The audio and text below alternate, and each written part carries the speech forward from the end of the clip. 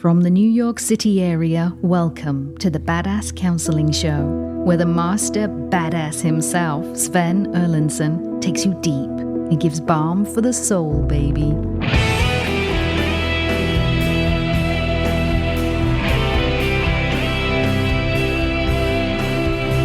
Hello. It's great to have you here. Welcome to the Badass Counseling Show. I'm Sven Erlandson, your host. Wherever you are tuning in from, it's great to have you joining us. I tell you, you are reaching us on one of our unique shows. We don't often do this. Rob is the only one in studio.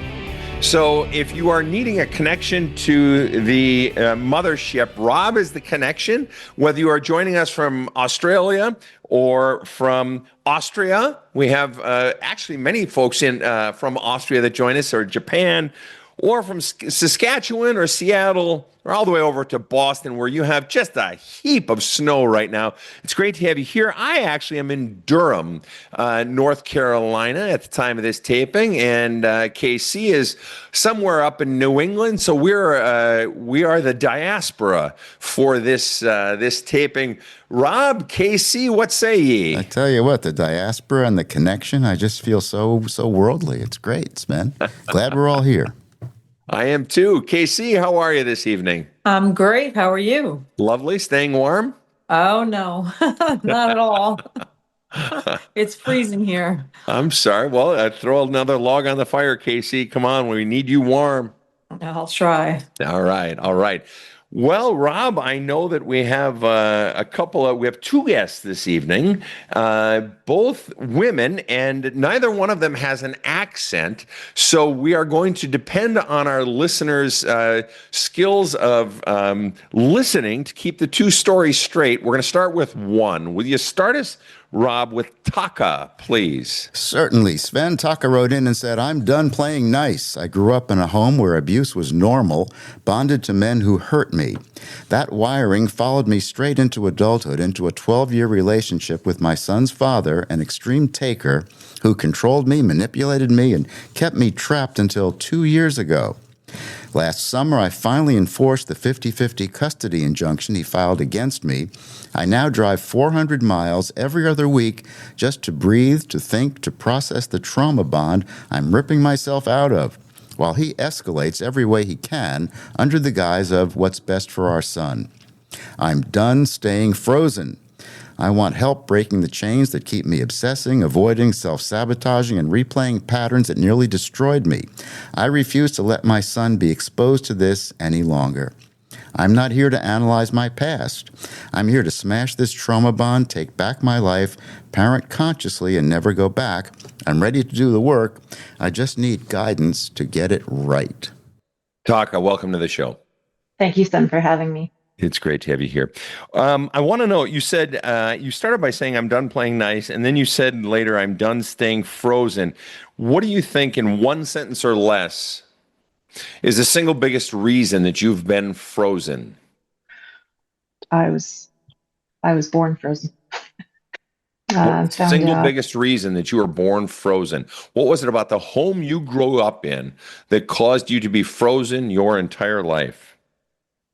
Generations of drug and alcohol abuse on one side, and what specifically? But your grandpa didn't raise you. Technically, you were raised by whoever was in your home. So what specifically was the encounter in your home? Did that little girl that was Taka encounter in your home that caused her to feel frozen her entire life? What specifically was it? Because alcohol is just a thing. What was the girl experiencing?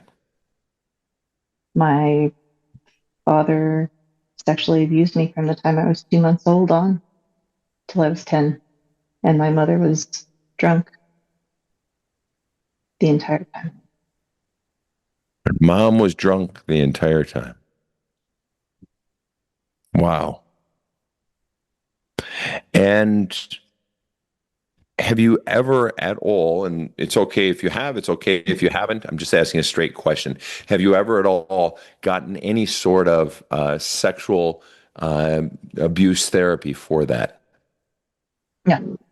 Specific to sexual abuse, no. Okay.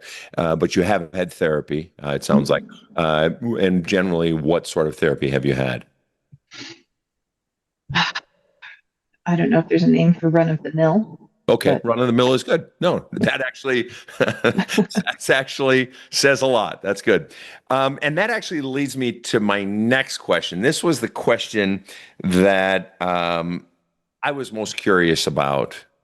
Um, and you make this statement. You said, "I'm not here to analyze my past." It's an interesting statement. And I have to ask you, which past are you referring to? The past of your marriage? The past of this week? The past of like your whole childhood? Or all of it? What are we, when you say I'm not here to analyze my past, which past are you referring to? in a nutshell, I would say my past predating this relationship. Past that predates this relationship. Mm-hmm.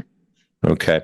And just so I understand you, so that I'm really clear, Mm-hmm. the fundamental reason that you're not here to analyze your past that predates your relationship is why?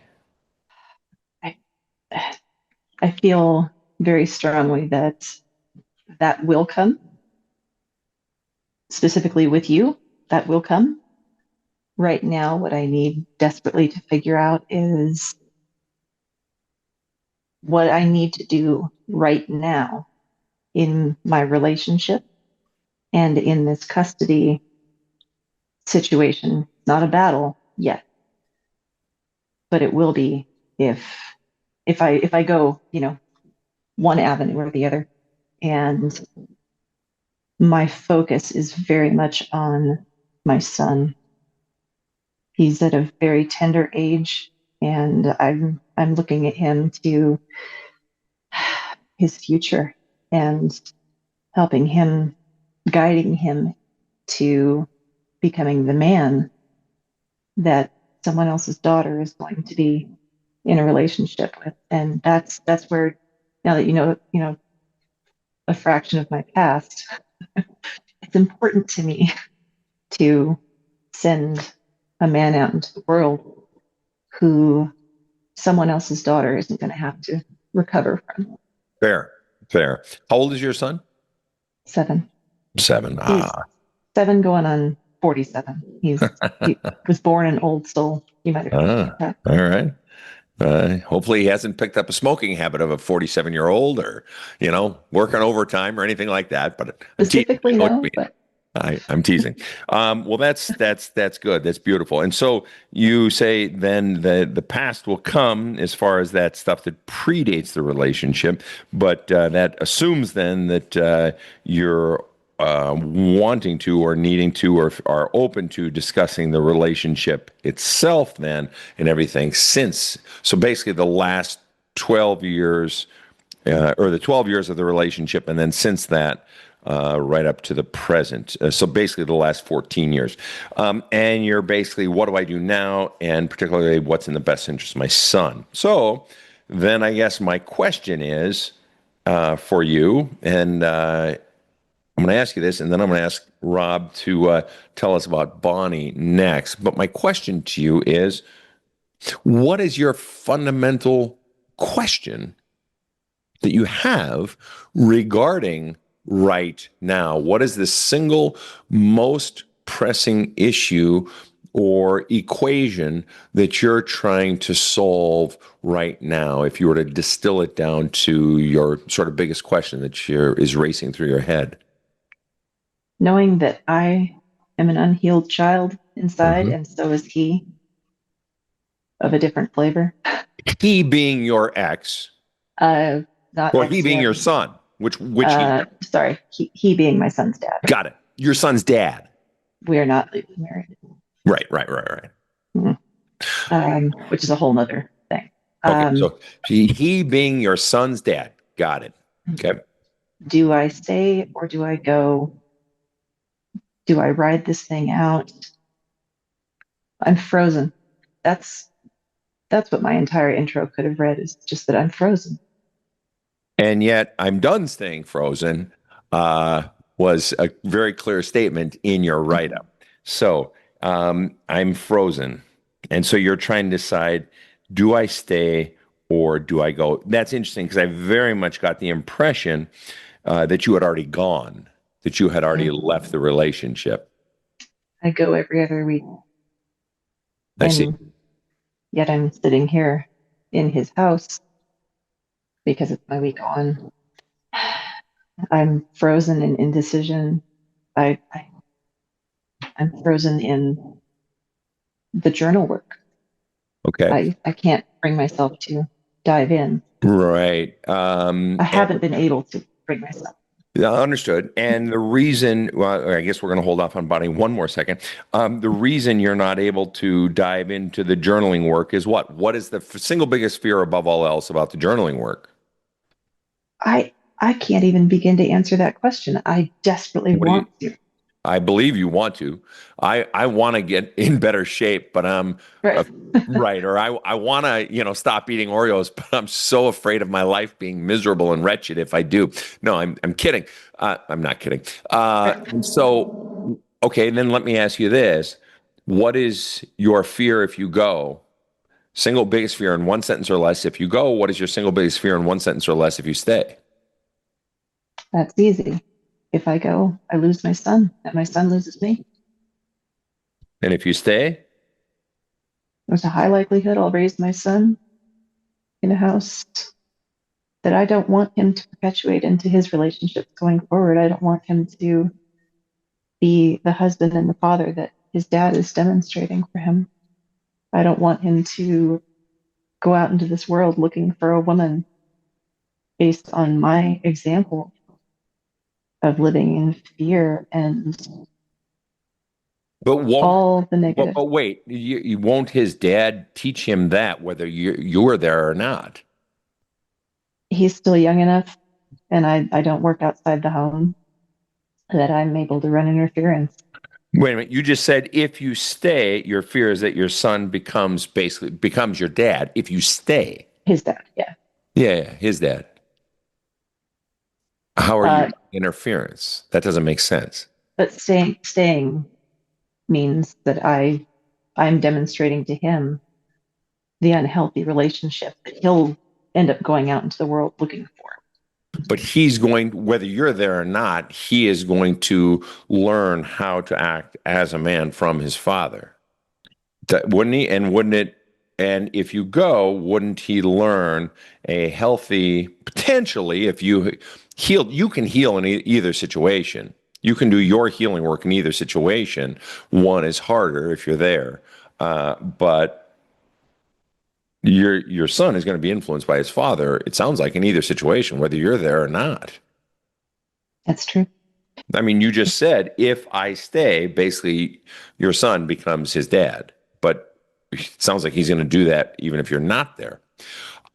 So let's think about that one for a minute. Okay. And Rob, tell us about Bonnie. Okay, Sven, Bonnie wrote in and said, I had a very traumatic past, which I've been trying to now deal with and heal from. I've had 2 failed marriages, and I question what is wrong with me that they failed. The most recent ex ticks off most boxes of being a narcissist and is making things very difficult to the point I was actually suicidal. But thanks to the support of my sister from another mother and my son and his girlfriend, I got through that period. I have been going through counseling, but I don't feel it's helping me as much as it needs to. I started following you on social media and have ordered There's a Hole in My Love Cup and started listening to some of your past podcasts, and I think you might be someone who could help me figure some things out. I'm not one to cry if at all possible, although recently there have been some tears, but I do shut them down as fast as possible. Tears are weakness. Can you help me? Welcome to the show. So you said you have 2 failed marriages, and I question what is wrong with me that they failed. What is it that makes you think that there's something wrong with you because the marriages failed? Step me through that. How is that? I'm the common denominator. Okay, fair enough. So, see, that's so interesting because I look at the 2 marriages that I came from, I have 2 divorces. I look at it and it's like 2 relationships didn't work. I contributed to the downfall of each of those, and the other person contributed to the downfall of each of those. See, one of the things that you'll get in when you start reading There's a Hole in My Love Cup, my book, I have a chapter in there titled, where I spend a chapter talking about unhealthy people come in twos. So the notion that your spouse was the healthy one and you were unhealthy doesn't exist. Healthy people don't get into relationships with unhealthy people, or they don't stay in relationships with unhealthy people. So if you were in a relationship and you were unhealthy, I guarantee it, the other person was too. Okay. So I'm not saying that you didn't make mistakes. I'm not saying you didn't, screw up or hurt the other person and whatever. But the notion, what you seem to be implying is, hey, it's all on me. And I'm just saying, no, that's bullshit. It's fucking bullshit. I mean, unless you're like fucking, sticking a gun at your partner's head every night or some, crazy ass shit like that, which you don't seem the type. Are you that type, Bonnie? No, definitely not. All right, good. If so, I wasn't going to I don't want to piss you off today. Okay. So anyway, it's very, but I understand that impulse. Yeah, well, it doesn't help that my current ex is telling myself and everybody else that this is all my fault. This is all on me. It's all on me. It's the constant message that I'm getting from him. Right. And did your previous ex do that? No, actually, he didn't. He didn't say anything. It's just done. And when I tried to talk to him, he wouldn't talk. Right. So one of the things, Bonnie, when I was going through one of my divorces, my wife, and then became ex-wife, she did the same thing. I was the villain of every story, every single story for years afterwards. And she was the hero or the victim of every single story, literally every story. She was either the hero or the victim. And I began to realize it was about 2 years after the divorce. And because, we both knew each other's families and you're still intertwined to some degree, even after a divorce. And, so you hear stories and this person and talking to that person and she talked to this and da, da, da, da, da. And I began to realize that doesn't even make sense. That one person is always the winner, always the hero, always the victim. And that doesn't even make sense. One person is always the villain then? That's not even, and I began to realize that she was full of shit. It was just bullshit. And that I was allowing it. right. I'm trying not to. Mm-hmm. The community where we live, because I still live in the same community. I'm trying to get out of this community. This is the same community where he grew up, and everybody knows him. And he seems to be able to convince everybody of what he's saying.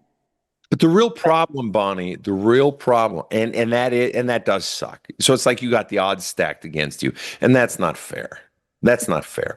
And I'm sorry, truly, that stinks.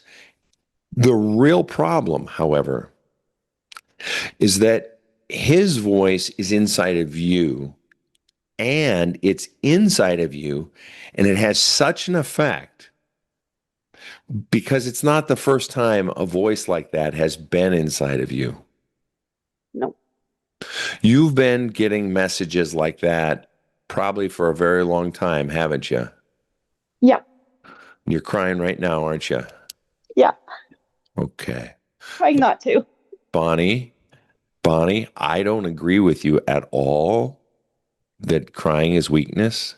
On this show, crying is strength. I cry at times. Casey's, she calls herself a blubberer. We blubber on this show. We do, because we believe in feeling stuff. Taka was talking about wanting to send a son out into the world who's a man, a good man for a woman. Well, shit, if you're going to be a good man for a woman, you want to be a man who can feel and who can cry for his wife when, she's going into surgery or just that she's had a hard day, but who's also strong. Well, then how is crying bad? How is that weak? No, it's not weak. You got a load of shit. Somebody taught you a load of shit. Crying's not weak. I haven't had anybody to teach me anything. That's the problem. That is a problem. You're doggone right. Although someone clearly taught you that you're crummy. Had that too, but until I was 15. Okay, and how far back does that message go, Bonnie? Well, pretty much since I was 8, because my mom died when I was 8, and then that's when it all went downhill. And then until I was 15 when I left the house, and I couldn't take it anymore. And whose voice sort of took over when you were 8? The man that was living with my mom and the woman he got involved with. And if you were to sum up or what they used to say to you or make you feel, or was there something that you remember them saying or a particular message that was quite strong or message in particular for you or thing they'd call you or something or how you'd sum it up? I got called pretty much everything. I just wasn't worthy. I described my childhood as being worse than Cinderella. Wow. And what would you say was the biggest thing you were taught to believe about yourself when you were 8 or 10 or 11 or 14? I'm just not worthy. But a 9-year-old doesn't think in those terms, doesn't use the word worthy. What did that 9-year-old? Not good enough. Good enough. Not good enough. Right. And so then it makes sense that you would believe that going into teen years and then adulthood. And then here we are, you've gone through a few marriages and your default belief is, gee, I must be at fault. I'm not good enough. Something's wrong with me. Something's wrong with me. And the truth is, Bonnie, it was never true to begin with. And you have kids, don't you, Bonnie? Just one. He's an adult. He's an adult. Okay. And is he a pretty good guy? He's an amazing man. And I was determined not to raise him the way that I was raised. And good for I've you. been told that I've done an amazing job. So I'm sure you have. When he was, let's say, a 7-year-old boy, he was a good boy. Yeah, sweet, yeah, and kind, and all that. Yeah, your typical 7-year-old, of course, but yes. Well, yeah, of course. I mean, come on. 7-year-olds are meant to be squirrely and rascals, but sweet and kind and loving and hugging and all that thing. That's what 7-year-olds are, right? Yeah. But let me ask you, was he inherently bad? No. Was he inherently not good enough? No. Well, then if he wasn't, then in the town where you live, in the area where you live, of all the 7-year-olds, of all the kids under 10, what percentage of them would you say just are intrinsically not good enough? None of them. I think they're all great. There's nothing wrong with kids. Then what was it about you that made you so special that you were the one kid in humanity that wasn't good enough? So you believe they're all good. You probably, I'm sure if you met Taka's little boy who's 7, you'd think he was wonderful. So all the kids in the history of humanity are good, but you're the one exception who wasn't good enough. And I'm just curious, why is that? Because it was drilled into my head. But was it true? Was that 7-year-old girl that you were innately a bad, not good enough person? I don't believe I was bad. Do you believe it is possible for a child to be not good enough? No. No. There was nothing wrong with that child. Not one thing. She was a squirrely, rascally, smart as a whip, steal a little extra cookie if she could. She was Perfect. And she was fed a load of shit that was never, ever true by some really terrible parents. Man, I don't give two shits if they put fucking clothes on your back or food on the table. They would have put food on the table whether you were there or not. They didn't do that for you. We're going to take a short break. Come right back after this commercial. Okay. Well, you've heard the podcast. You've listened to other people's issues.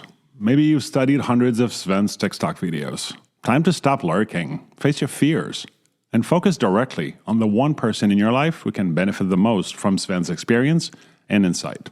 Now, that would be you. Just go to badasscounseling.com and order Sven's book, There's a Hole in My Love Cup. Or check out his many video courses. Sven found a way to help himself out of a 12 years depression. It worked for him, and it can work for you too. Check out badasscounseling.com today. This show provides soul counseling intended to entertain and inform and is not medical advice.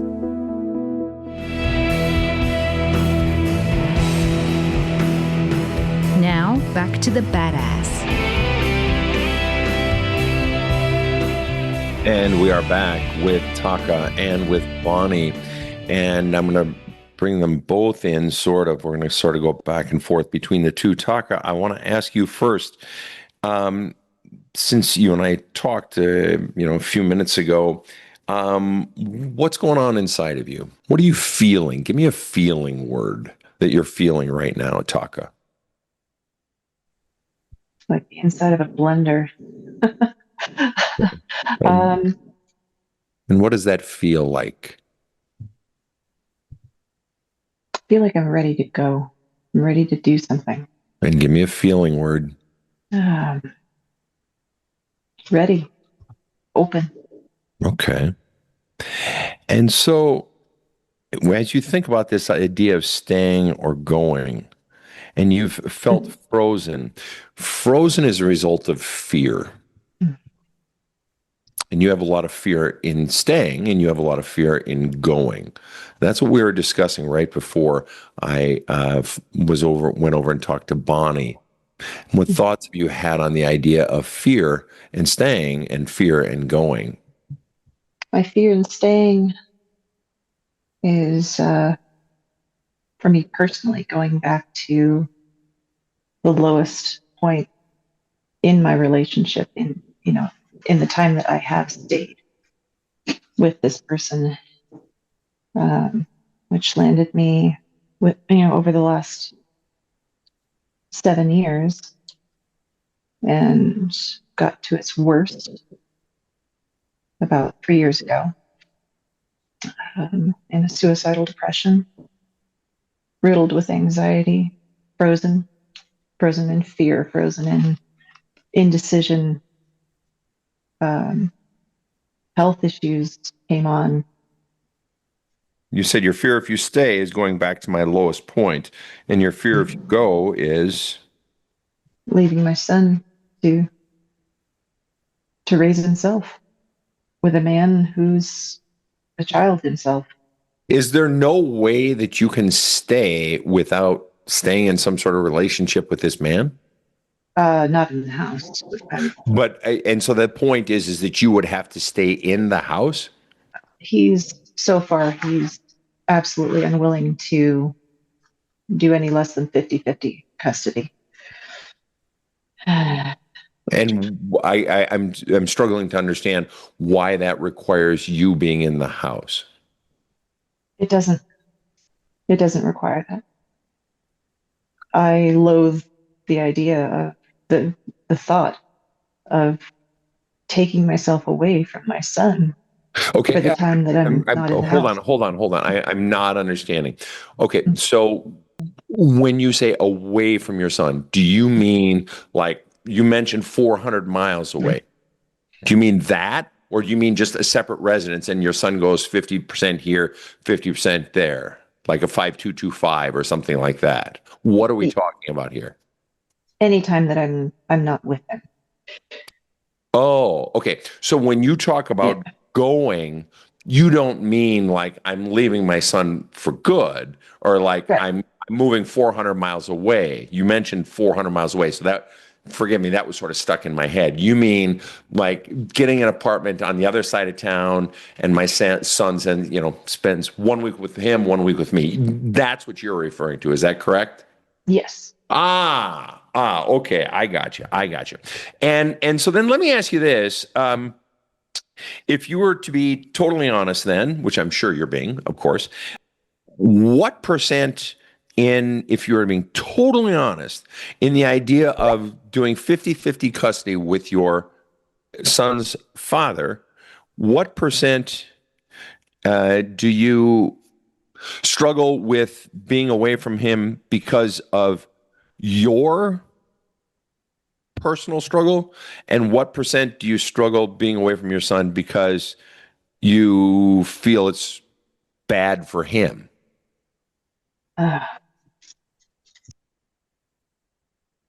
Well, I wouldn't have one without the other. So I would have to say 60 me and 40 him.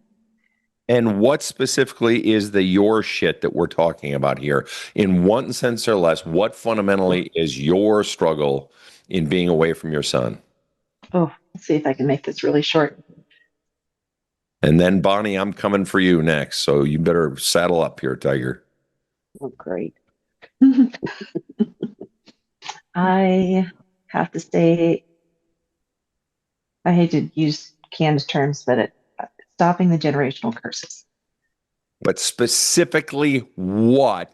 No, I asked you what your shit, not your son's shit, your shit that you struggle with in going 50-50 custody and being away from your son, specifically being away from your son. What is the shit that you struggle with? What is your fear of what you'll be struggling with? That 60% that you mentioned.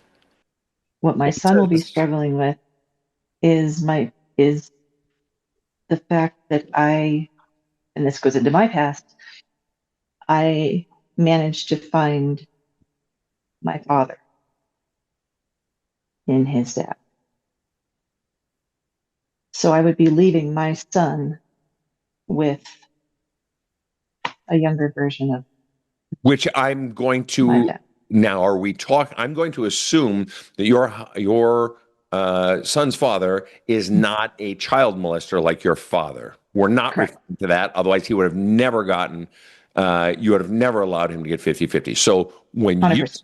when you say he's my father, that's a completely vague statement. So I need you Yes. to answer my original question first.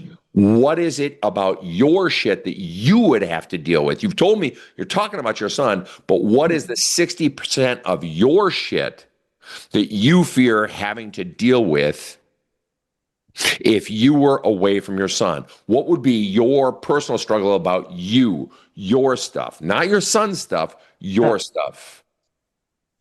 What would be the hardest part? I guess it would be every week when he gets passed back to me, of me having to help him recover from the week prior. And so what I have in the home now, I'm in the home, I take him to school, I pick him up from school, I do everything for him. He's attached to my hip the entire time when I'm here. Sure.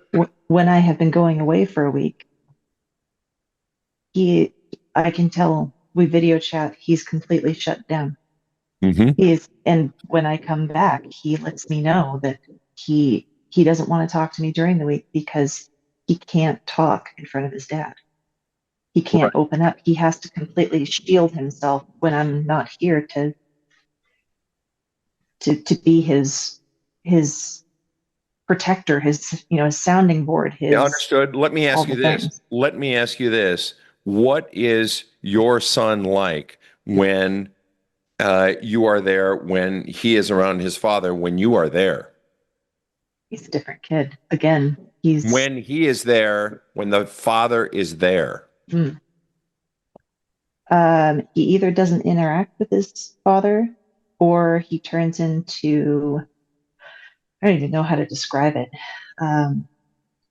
almost aggressive play. Okay. So then his father's presence is having an impact on him. Oh, big time.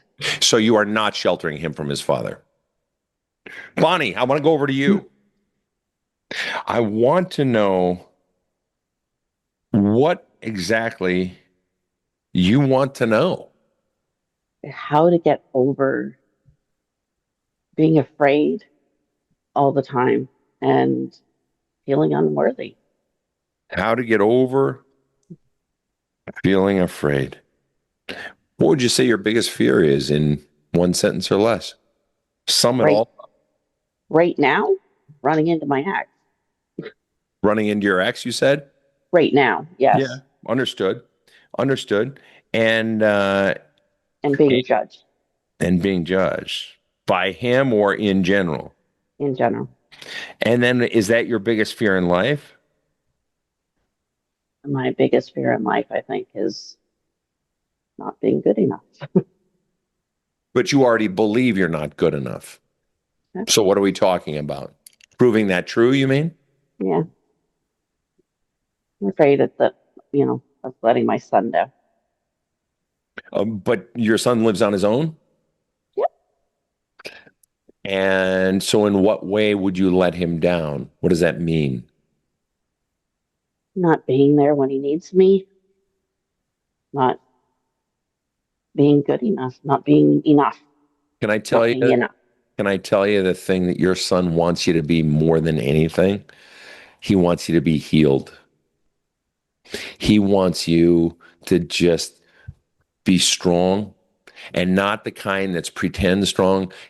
I'll bet what he wants more. I can't speak for him, but I'll bet what he would love to see more than anything is his mom healed. No, you're absolutely right. He's pretty much said that. Yeah. So that's Yep. one of the reasons why I wrote in. Right. And so what that means is what he's sort of, I'm betting what he's saying is, Mom, I can take care of me right now. I'm good. You did a good job. I can handle me now. Okay.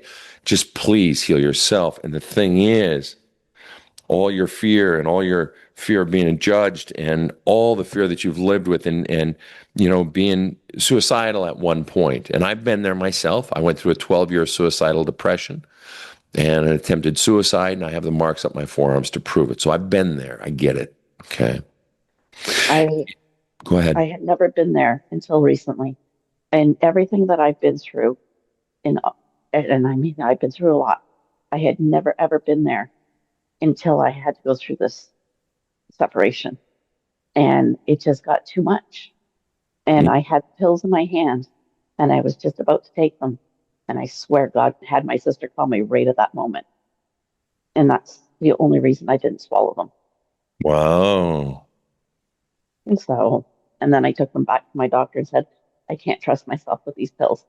You need to take them back. Wow.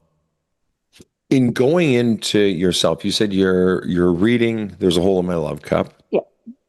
And what in going into yourself and going into your past and going into your deep stuff, what for you is the scariest thing, the thing you most don't want to touch in your entire life, in your entire past? What is the scariest, hardest, ugliest, nastiest, deepest, I just don't want to go there? That'd be all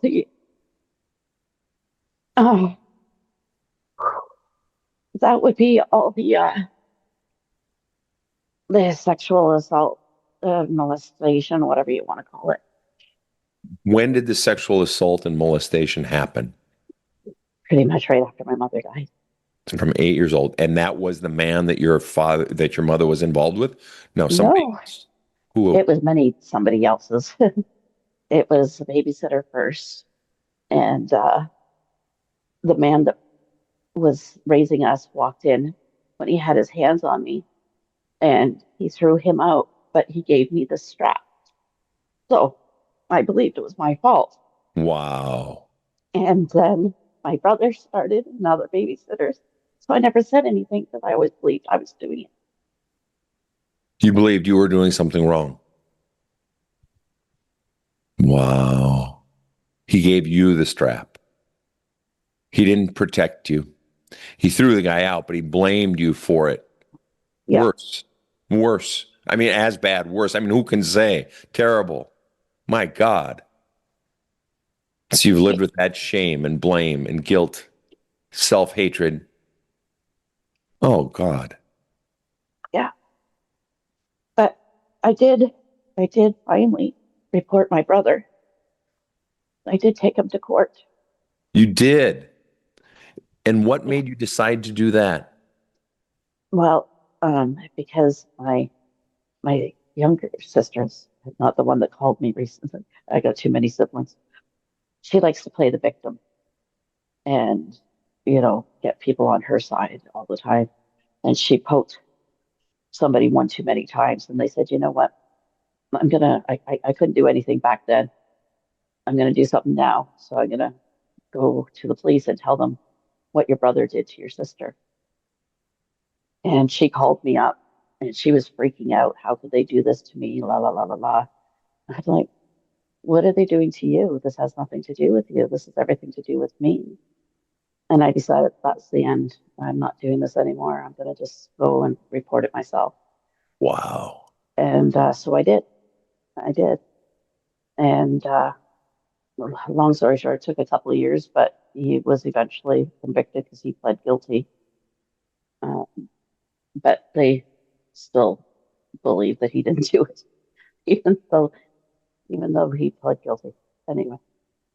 He pled guilty, but you're saying who's they didn't believe it? My sister, his partner, his ex-wife, his kids, all of them. Yeah. And unfortunately, one of the tragedies is that oftentimes the victim gets blamed and people don't want to believe the truth. But I have to say, for a little girl who got silenced and told that she was the problem, for you to have found your voice and to have found the courage to say, fuck this shit, and taking him to court. I mean, come on now. Your knees must have been shaking. Yeah, You had to have been afraid. I would have been, I don't know if I could have done that. How did you do that? You can't tell me you weren't afraid. It's called medication. Oh, that's a good fucking medication, man. Holy shit. No, but you had been on the medication. That wasn't the medication because you had been on medication. How did you, why did you finally find your voice? How old were you when you found your voice? When you found the courage to do that, how old were you and why? How did you finally do that? I was late. Yeah, I guess I was late 40s. Late 40s. Yeah. And why then? Why all of a sudden did it finally? Because you'd been eating people's shit your whole life. Why then? I just got fed up. You just got fed up. Yeah. And Bonnie, that's one of the things. I love what you just said there. One of the things that has the most power to break through our fears and our pain, our fears is our pain, that it gets so bad that we reach, and you maybe haven't gotten to this point in the book, we reach what's called the fuck it point or the screw it point, where it's so bad, all of a sudden, I have the courage to do today what just yesterday, and for years, I didn't have the courage to do. I have the clarity of knowing what I want to do when all I've been is confused and frozen for years and years and years and years, and you did it. And what that means, Bonnie, is that long before you ever came on this show, long before you started doing any of your serious self-help work, you found your own voice on your own. That means you had already begun the process. The healing and the digging and the finding yourself had already begun on your own.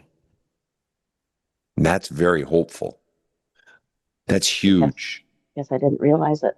Yeah. All by yourself. You did that. You did that. So you got far more inner strength and inner fire than you realize. And I want to ask you one more question before I go back over to Taka. And the question is this. What's it like for you? How does it feel? Give me a feeling word. What's it like for you to discuss being sexually abused by family members as a child? Scary. Scary. Have you ever obviously you had discussed it. You discussed it in open court. And so No, I didn't have to testify. you didn't have to testify. Is this the first time you've ever discussed it? No, I had to make a statement to the police. Of course. And it was scary.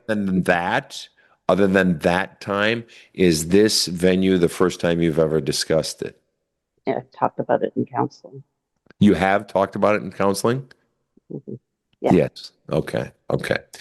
And the only reason I ask is because, as with Taka, one of the most healing things, and if you've listened to my show, you know, or if you've heard me speak with sexual abuse survivors, one of the most healing things. I am a huge believer in groups, group therapy, when it comes to domestic violence, when it comes to sexual assault, when it comes to sexual abuse, incest. And there are survivors groups, and they are extraordinarily powerful. Why? Because every fucking person in that room knows exactly what you're going through, because they've been there. So the second you open your mouth, they're like, yep, I know, girlfriend. I got you. Yep, been there. And it's just like there is a connection like you can't even know, and you know you're safe. And there's something about being with people who know what you've been through. It's like when you open by saying, shit, I've got 2 failed marriages. You know, what the hell's wrong with me? And I'm like, I got 2 failed marriages. Come on, let's go there. It's like instantly, boom. Let's have that conversation, kiddo. All right. I'm going to go over to Taka. All right. Taka, I want to ask you this. How much did you want to wring my neck when I said you weren't protecting your son, even though you're there all the time? Because I asked you, so he's different. So your son's father clearly has a massive impact even when you're there. What percent did you want to punch me in the face right that minute or wring my neck? What percent? Give me a percent. I'm going to disappoint you. About 20. You're a liar. About 20. Because I internalize everything. I blame myself because it's true. Understood. I'm not Understood. I'm not able to move mountains. I'm not able to protect him from the world, especially the one he lives in. Oh, that's right. But let me tell you something. Yeah. I set you up. I was leading you down that particular corridor because I knew the answer. And the only reason I knew the answer because it had nothing to do with you, Taka. I knew that answer because that is 30 years of asking those same questions. And the answers are always the same. Because people say, as long as I am here with my child, with my children, with the other spouse, I can protect them. And when we talk it out, we realize you're protecting them from a certain percentage. Sure. Yeah, sure. That's true. But there's still this giant percentage, and in some cases, the larger percentage that you're not protecting them from because the child is still growing up in a home of fear or in a home of silencing. And so I want to share with you, I want to ask you one question, and then I want to share with you one thought. And the question I want to ask you is, setting your son aside just for a minute, let's set it up this way. If we were to assume that if you were to move out and live on your own and do the 50-50 with your son, and let's assume that after a period of transition, whether it's a year, let's say, that your son sort of normalized it. Because the truth is, let's be honest, a lot of kids go through it and normalize it. That if he goes through counseling and so forth, that if we were to assume he achieved a new normal, okay, So okay, so setting your son aside then, and if we were to even assume that he would be okay, sort of thing, then let me ask you this. Okay, so your son's worries, at least momentarily, are off the table. What would you now be like if you were free of sort of living under the roof of your son's father? If you could be free, what would you be like? And just for the record, for our listeners, you can't see what I can see and what Bonnie can see. That when I said that right there, what would you be like? Taka had a physical reaction. She smiled, and she is still smiling. And crying. And crying, which sort of answers my question, but I want to hear the fucking words. What would you be like if you were free? I'll reference something that I read about in your book and you've talked about. I'd be twirling. You'd be twirling. Exactly. Do you think a mother who is twirling would be a gift to your son? 100%. Okay. Now, I told you I was going to share something with you. Over 30 years of counseling people who are considering, adults who have gone through homes, grown up in homes that were hard, that were difficult, that were many that were abusive, or just very, very hard, or the extreme criticism, or they didn't feel safe, or they didn't feel safe emotionally, or all the full gamut of basically shitty childhood. One of the questions that I have asked repeatedly over 30 years is this: if you could have had one of your parents get you the hell out of there 50% of the time, knowing that you would have still had to spend 50% of the time in the house without that parent, what would you have chosen? And the truth is, I've heard both answers, but the overwhelming percentage of the time, like I would say north of 85% of the time,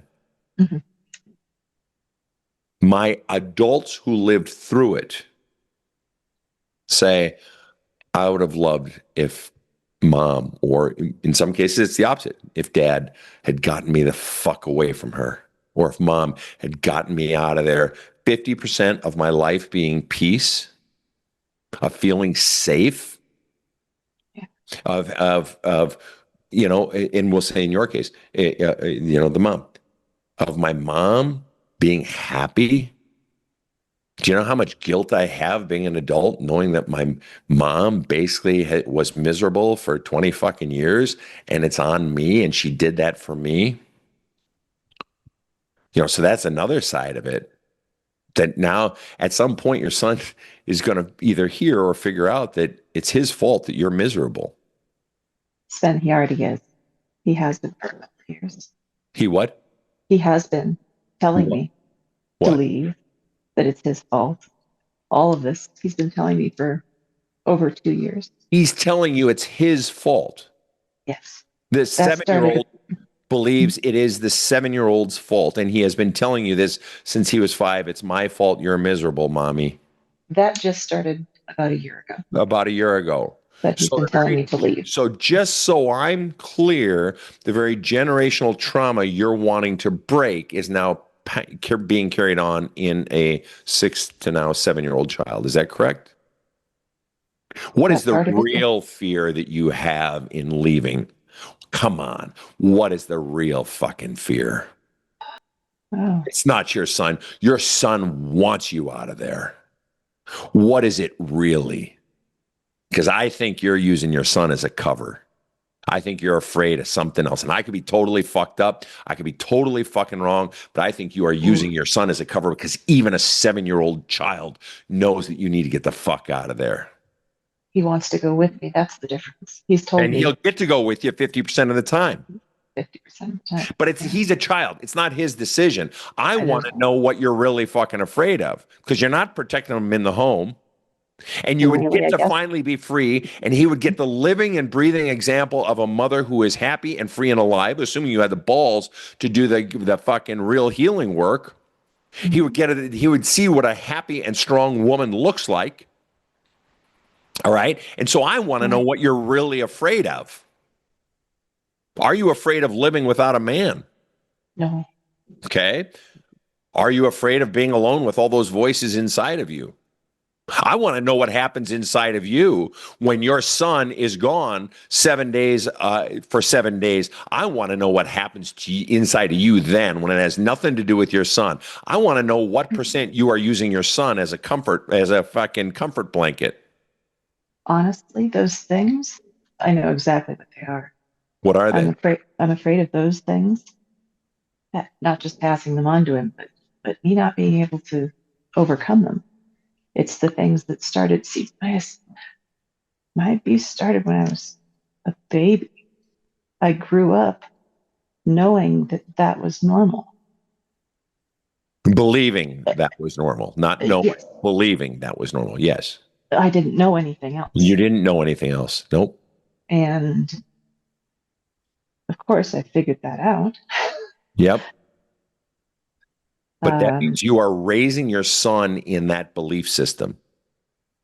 Saying you're doing that to him. Your belief system is still at your deepest levels. You have not done the work to uproot that belief system. That weed, the root of that weed is still there. You snapped off the top of the weed, but the root of that weed is still there. That means that belief that is normal for you, that you are intrinsically bad, you are intrinsically unlovable, that is normal. That is what love is. All that mixed ball of shit is still in you. That means your son is being raised in some bastard derivative of that belief system. Mm-hmm. That's why I realized that I need to get away from this person who I fell into. Right. Because I realized now that I was attracted to him. There was so much about him that was familiar. Oh, of course.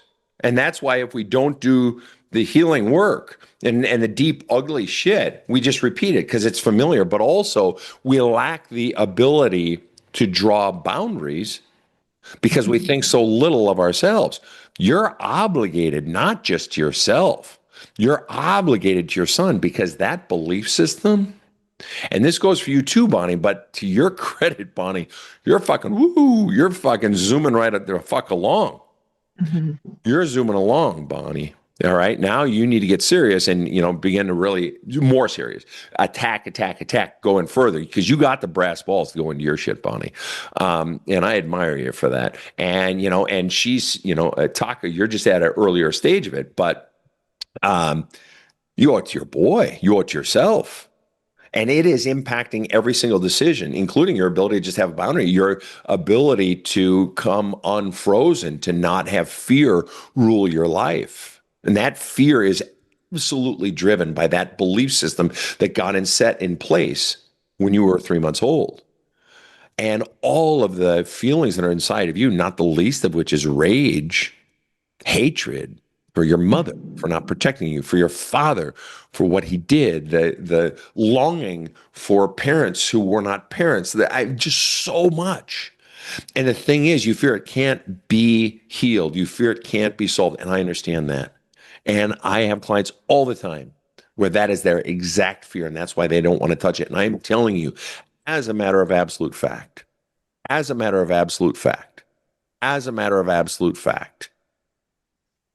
it can be healed.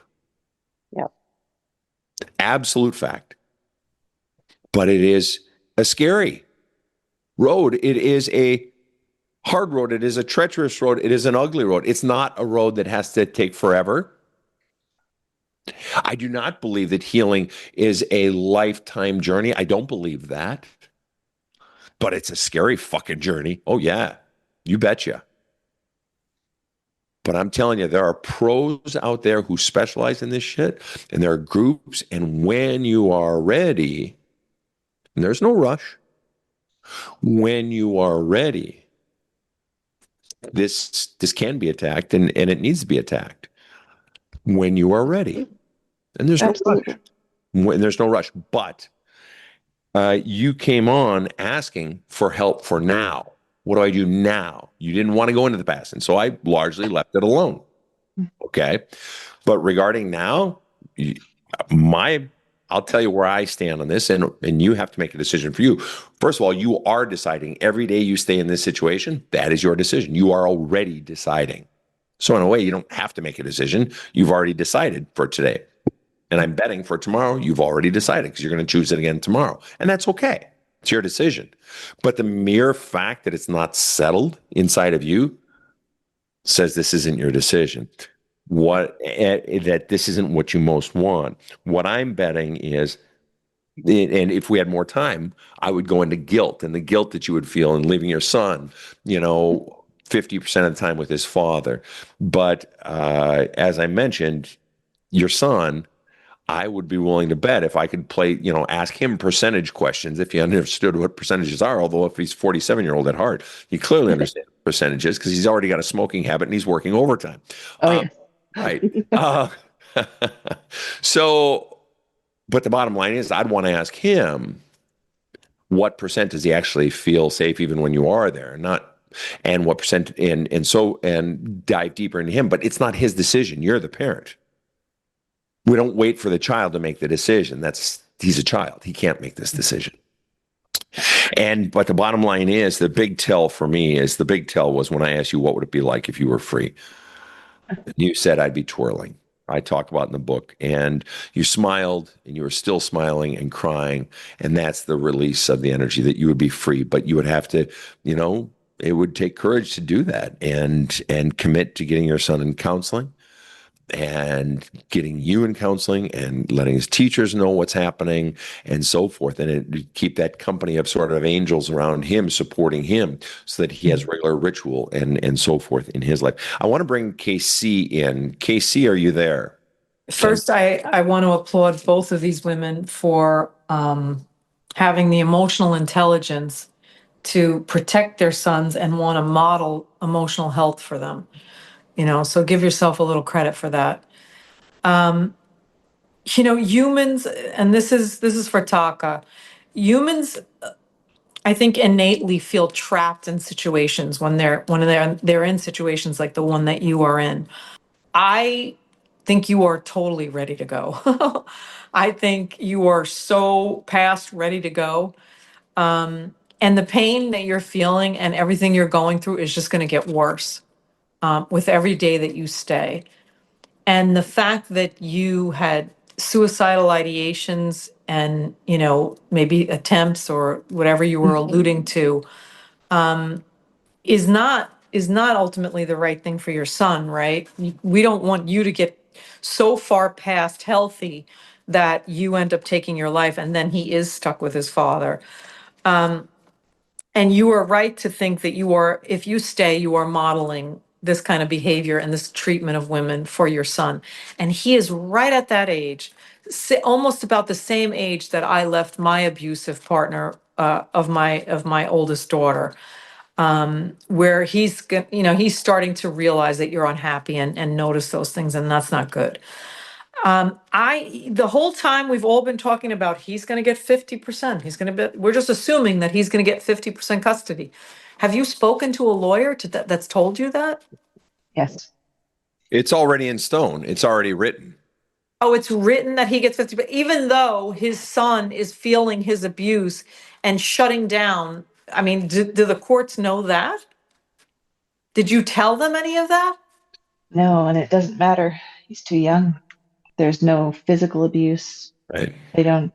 Yeah. I think that you should be connected with some kind of women's support group or abuse support group, because I'm sorry, I just don't believe that. I don't believe that. Either you got a bad lawyer or we're not fighting the case the right way, because from what you're describing, this kid is shutting down when you're not around. And it seems like, Yeah. and even when you are, but he comes to life when you are.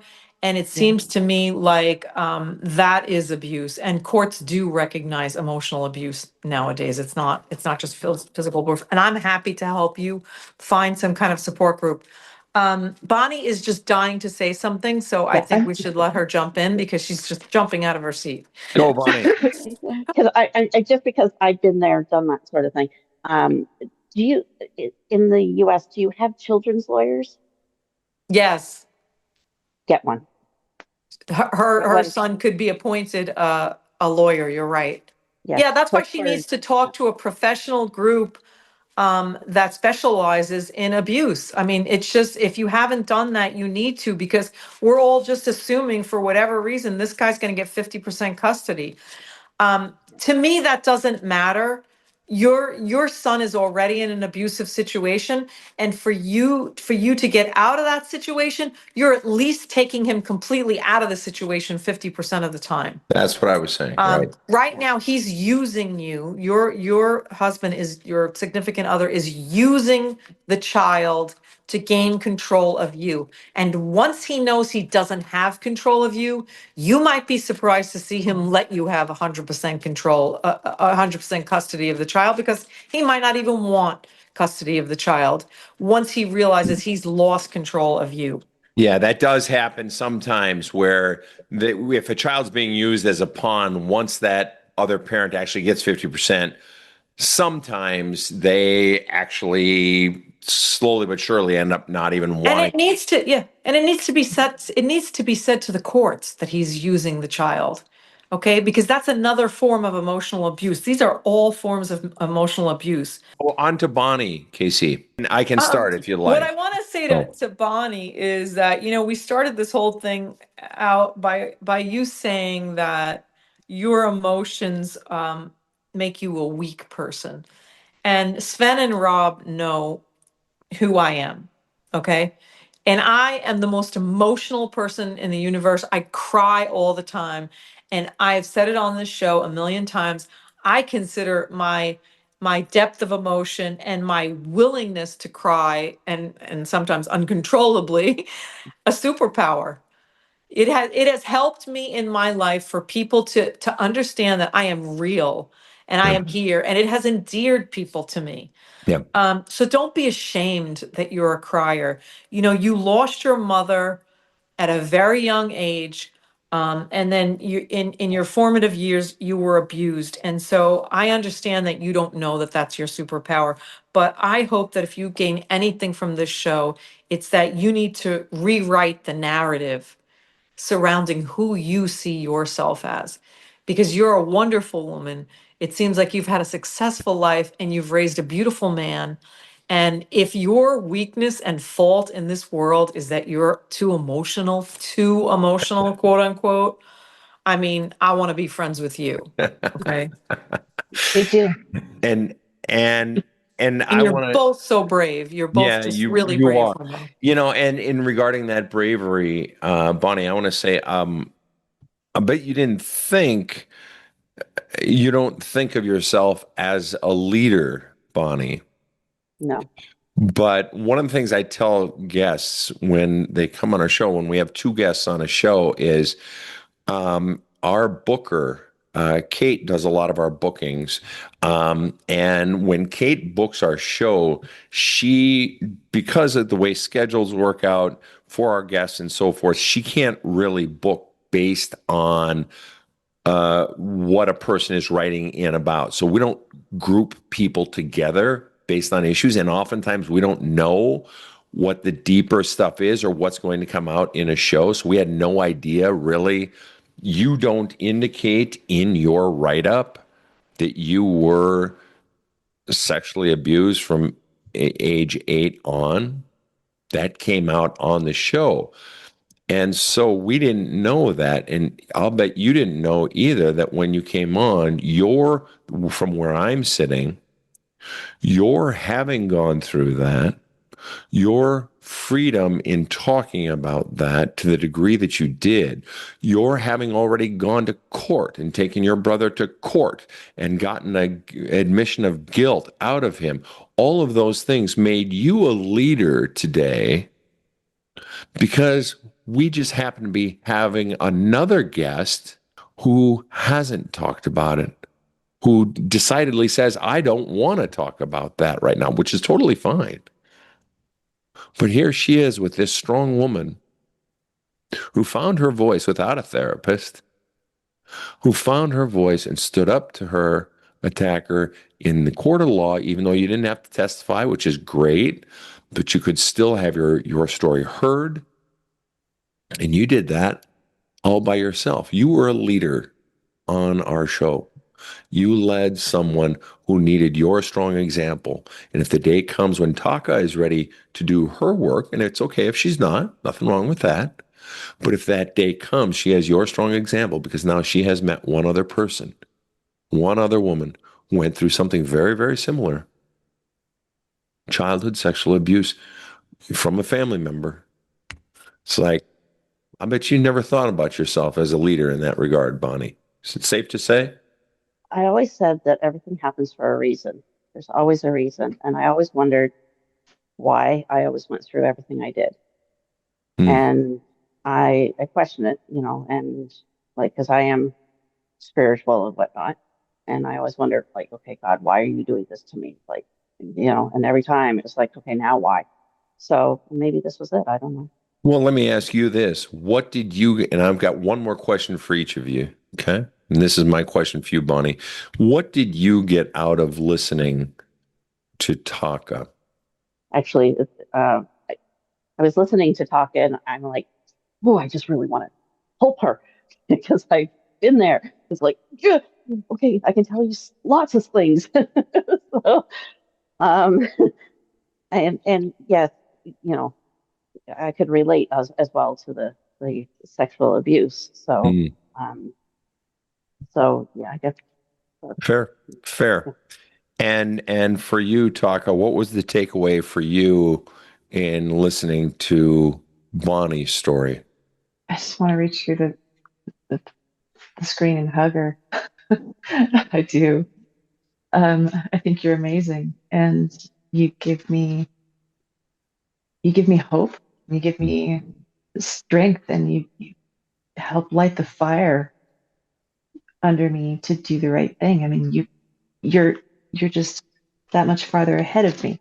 You've already raised your son. You've already succeeded at that. You've already succeeded at freeing yourself. You've already succeeded at, like Sven said, becoming a leader. And I think that's freaking beautiful. Well, I think you're both beautiful, and I think you both have opportunity, and I do see it as opportunity to do more healing work inside of yourselves. It's an opportunity, and I know it's scary, and I know it's hard, and there's no pressure. You don't have to do it. There's no pressure. Casey is sincere. She will help you find resources, and so you can reach out, and she'll help you find resources, whether it's group, women's survivor of domestic sexual assault and so forth, incest. You both have the opportunity to go inside of yourselves because that's where the real healing is. The problems that you are facing presently, suicide in both your cases, suicidal ideations, parenting issues, wanting to be better moms for yourself, for your kids, wanting to just be happy, wanting to have peace, all of that comes from healing your own past. It does. Because that's where those belief systems, you are being corrupted by belief systems inside of you that were never fucking true. There's not a goddamn thing wrong with either of you, but you were taught that there was. And when you go in and begin the work of naming and extracting those beliefs, and that's what the book is for, that's what all the resources that I've created are for. When you do that, bit by bit, and begin to extract it, you begin to become lighter, more at peace, stronger. You'll begin to literally feel it. You literally feel it. It's not just made up in your head. You will literally feel it bit by bit, and then it begins to grow. Okay. I am so grateful. Thank you so much for being on the show, Taka and Bonnie. Thank you. Thank you. You betcha. You betcha. Casey, any final thoughts? I just want to tell both of them that we have a free Facebook group. I don't know if they know about it. It's the Badass Counseling group on Facebook. And then we have a subscription-based group support and growth group. Right. Community Plus on Yeah, the website. Community Plus. So, Yeah. We'd love to have you. You betcha. Yeah. So thank you so much for being on the show, ladies. It's been wonderful. And thank you to my team, KC and Rob, and to all of you listening around the world. Another mind-blowing show for all of us. On behalf of my team, thank you for listening in. Have the courage, slay your demons. Have a kick-ass day. The Badass Counseling Show is strictly copyrighted. No copies may be made without the express written consent of the Badass Counseling Show, LLC. The Badass Counseling Show is produced by Karen Camparelli and Robert H. Friedman. Executive producer Sven Erlandson. Original music by two-time Emmy Award-winning composer Trevor Morris. Have a kick-ass day.